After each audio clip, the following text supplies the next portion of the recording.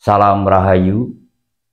Pada video sebelumnya saya membahas tentang peristiwa yang akan terjadi di sepanjang tahun 2025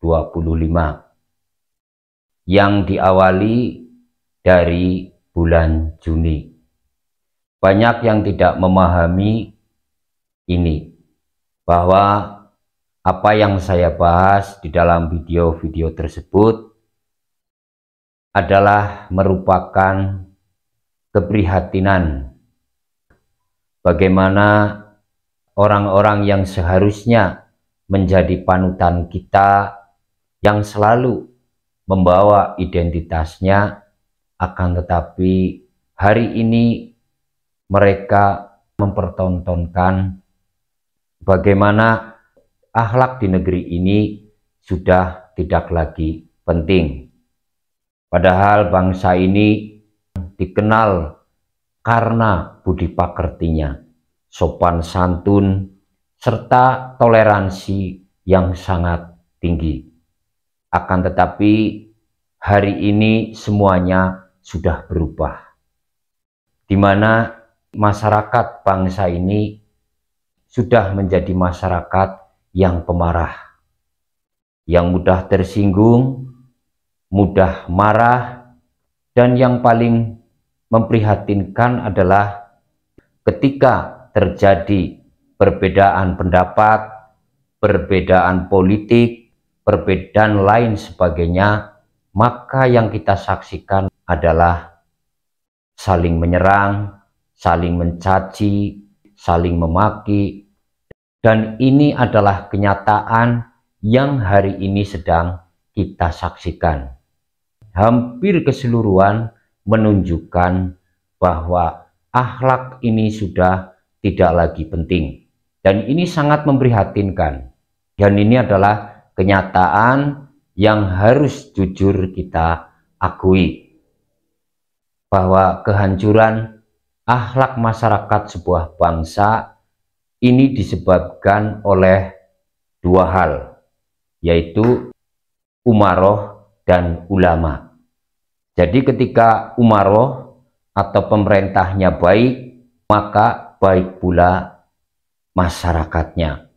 Ketika para ulamanya baik, mengedepankan ilmunya dan juga akhlaknya, maka akhlak masyarakat pun akan baik. Karena sosok mereka akan dilihat, diikuti oleh banyak orang.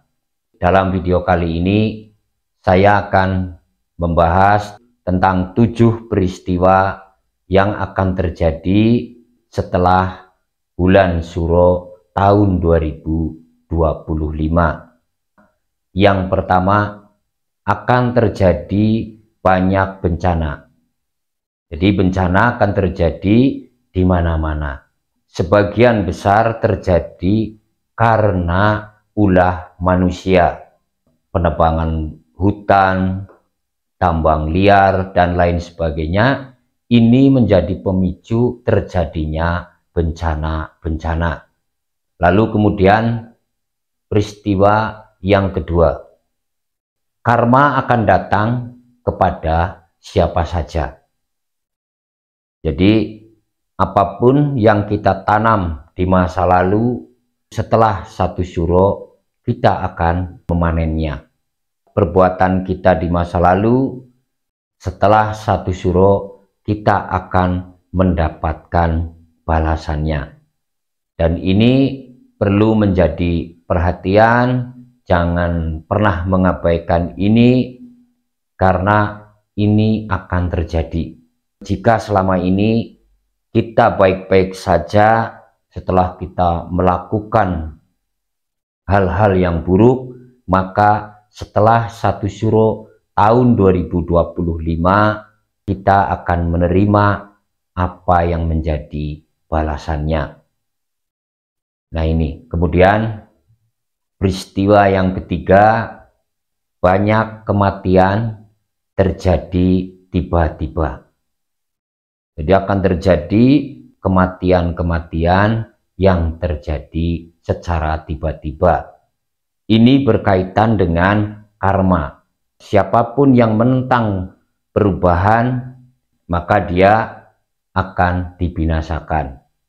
Jadi memang kematian adalah sebuah takdir, tapi proses kematian manusia yang memprosesnya.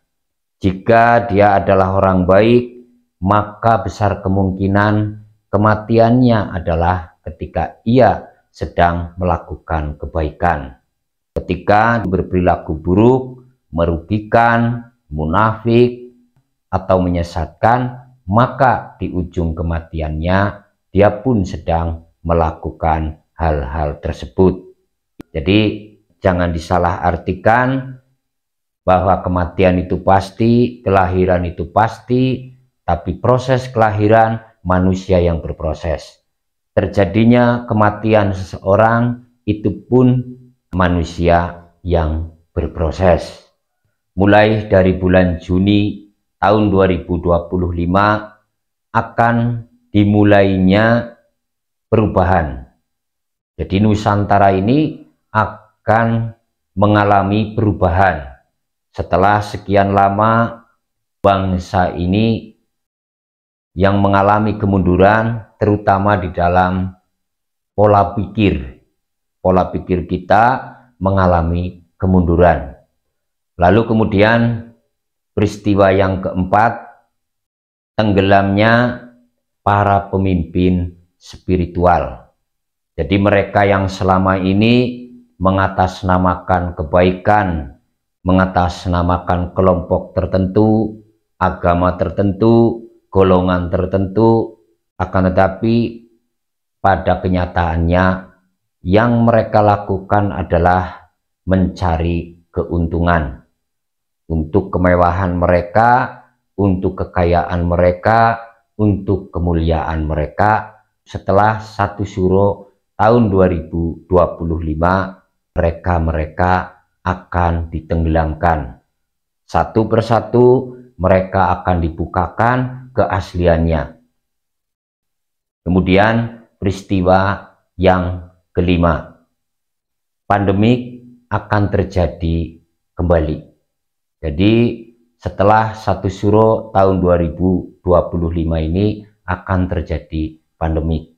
Dan menurut prediksi kondisinya tidak akan seperti ketika COVID-19, di mana pada saat itu masyarakat cenderung menurut.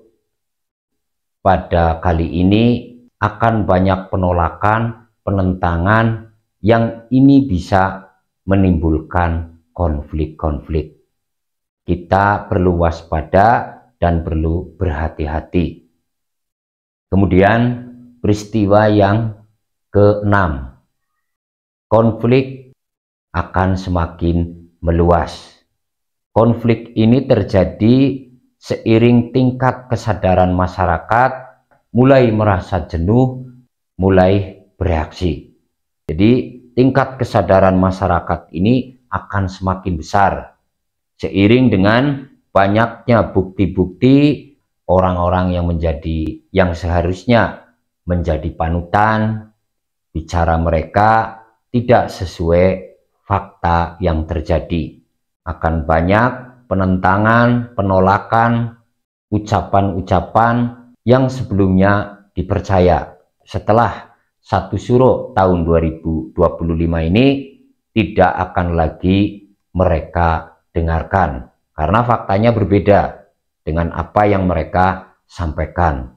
Ketika orang berbicara kebaikan, ternyata mereka tidak baik.